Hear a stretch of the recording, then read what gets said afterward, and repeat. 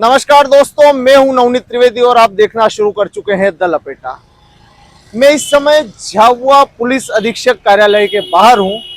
Police अधीक्षक कार्यालय वो जगह है जहां से जिले के सभी थाने, सभी अनुविभागीय अधिकारी कार्यालय, एसडीओपी कार्यालय संचालित होते हैं, जहां से मॉनिटरिंग की जाती है, जहां से दिशा निर्देश दिए जाते हैं एवं जिले में हो रहे अपराधों, जिले में हो रही घटनाओं पे अंकुश के साथ जिले में किस तरीके से सामाजिक पुलिसिंग, सोशल पुलिसिंग की जाए, ये सारे दिशा निर्देश भी इसी पुलिस अधीक्षक कार्यालय से दिए जाते हैं। अपने आप में शक्ति केंद्र है।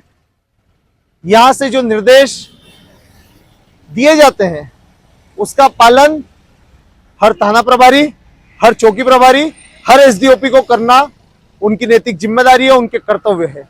अनुशासन सर्वोपरि। पुलिस का ये अघोषित नियम है, अघोषित कह सकते हैं कि मर्यादा है पुलिस की कि वो आपका अनुशासन ही सर्वोपरि है। लेकिन पिछले एक साल में अनुशासन की धज्जियां उड़ी है। इस पुलिस अधीक्षक कार्यालय से निकलने वाले दिशा निर्देशों को हवा में उड़ा दिया गया है।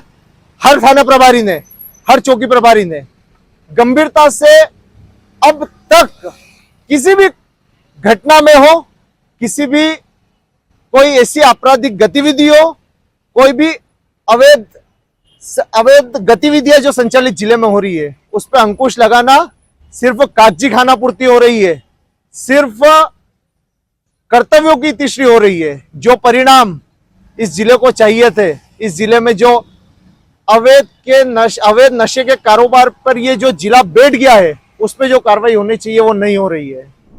कल मैंने आपको बताया था, परसों रात में झाबुआ में एक युवक के साथ बेरहमी से पिटाई हुई थी। उसे लूट लिया गया था, उसकी गाड़ी की चाबी, उसके पैसे, उसकी सोने की चेन लूट ली गई थी। उसे 12 घंटे तक, 15 घंटे तक परेशान सिर्फ इसलिए होना पड़ा था क्योंकि वो नहीं था, लूट की धारा नहीं लग रही थी।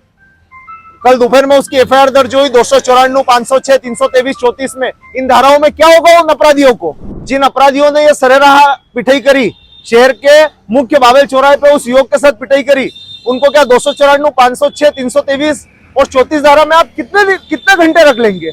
थाने से उनकी जमानत हो जाएगी, साहब उन्होंने लूट करी है, शहर की फिजा को बिगाड़ा है। लेकिन आप ये मालूम करने में लगे हो वो सीसीटीवी फुटेज कहां से आया है। आप ये पता करिए कि वो अपराधी अभी तक कहां घूम रहे हैं। क्यों वो उसमें से एक अपराधी रात को एक बोलेरो में ये घटना करने के बाद फालिया लेके घूम रहा था, हथियार लेके घूम रहा था। उस पर आर्म्स एक्ट की कार्रवाई होना चाहिए थी, उस पर धारा, उस पर 151 की कार्रवाई होना चाहिए। शहर की फिजाएं खराब करी है उन युवकों ने। कितनी बेरहमी से इस युवक को पिटा है, उसके बावजूद अभी तक उनकी गिरफ्तारी नहीं हुई है। आप लिपापोती में करें। कल सूबे के मुखिया शिवराज सिंह चौहान झाबुआ में है। सूबे के मुखिया शिवराज सिंह चौहान का नगर में विरोध होने वाला है, ये आपको पता होना चाहिए। कल झाबुआ नगर बंद होने की बात हो रही है, लेकिन अब तक उन अपराधियों को, उन नर पिशाचों के ऊपर कोई भी कठोरतम कार्रवाई, वज्र जैसी कठोर कार्रवाई नहीं हुई है। ये आपका फेलियर है, ये आपको मानना पड़ेगा। एक और मैं आपको मामला बता रहा हूं। दिनांक 2 जुलाई को पेटलावद, आपके पेटलावद थाने के बाउडी ग्राम की एक महिला झाबुआ पेटलावद से इंदौर गई थी, अपने मेडिकल चेकअप के लिए गई थी। अगले दिन तक वो उसके घर नहीं लौटी। 5 तारीख को सारे प्रयासों के बाद पेटलावद थाने में आपने उसकी गुमशुदगी दर्ज की है, लेकिन आज दिनांक तक, आज ये 24-25 तारीख होने आ गई है, वो महिला का कुछ पता नहीं चला है। उस महिला के परिवारजन, उसके 13 साल का बेटा, उस महिला का 7 साल की बेटी, उसका पति, उसके सास ससुर आपके चक्कर काट काट के उनकी चप्पलें घिसा गई है।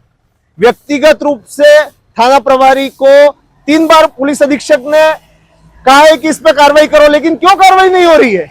क्यों उस महिला के बच्चों को बिलखने पे छोड़ दिया है आपने? आज दिनांक तक पुलिस अधीक्षक महोदय कोई कार्रवाई नहीं हुई है। आपको कमजोर करने पे तुले आपके थाना प्रभारी। वो जो महिला गुमशुदा है, उसके ससुर, उसके पति जाते हैं तो आपके थाना प्रभारी ये कहकर भगा देते हैं कि वो कहीं चली गई होगी, किसी के साथ चली गई होगी।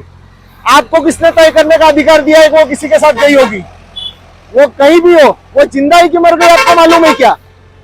आप अपने कर्तव्यों की पूर्ति करने में आपके थाना प्रभारी नकार रहे हैं। आपके थाना प्रभारी सीधी मुंह किसी से बात नहीं करते हैं।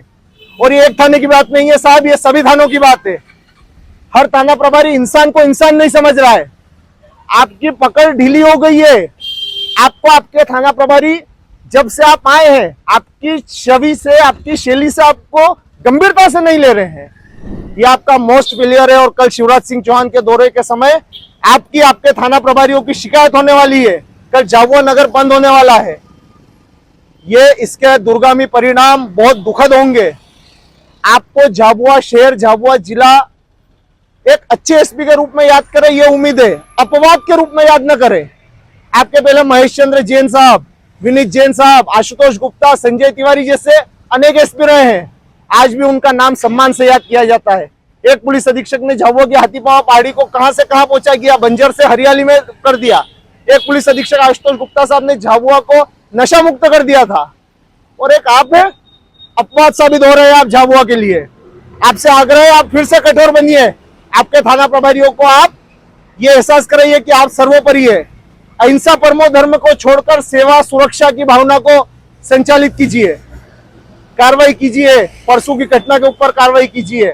पेटलाद वाली मैंने जिस घटना का जिक्र किया, उसमें उस महिलाओं को कहीं से भी ढूंढ के लाइए, उसके बच्चे बिलख रहे हैं अपनी मां के बिना।